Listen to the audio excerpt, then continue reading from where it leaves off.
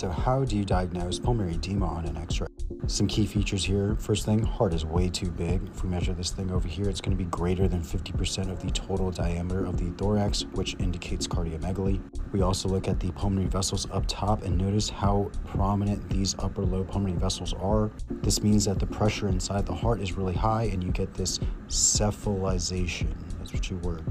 Cephalization of the vessels up top because of all this pressure. You also notice that there are way too many lines. Before, you guys were saying that you couldn't find any single line, and here there are way too many, and they're way too prominent, and they're way too prominent all the way at the edge of the film.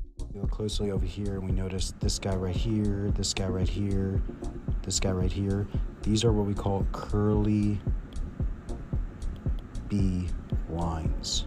And that's going to be your main indicator that you do have at least mild to moderate pulmonary edema remaining in the vessel. So we're not seeing this big cloud-like opacity when it starts filling the actual lung air sacs, which would indicate alveolar edema.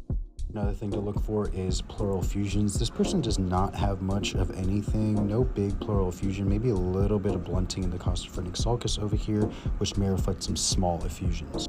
This is what the acute pulmonary edema picture looks like. Let me show you what it looks like after they got dialyzed.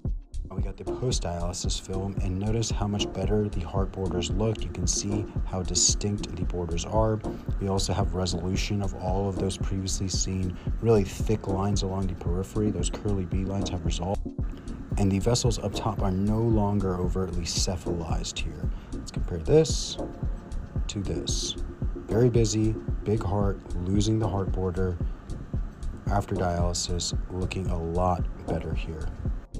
Hope that helps you guys out. Please follow me for more X-ray tutorials.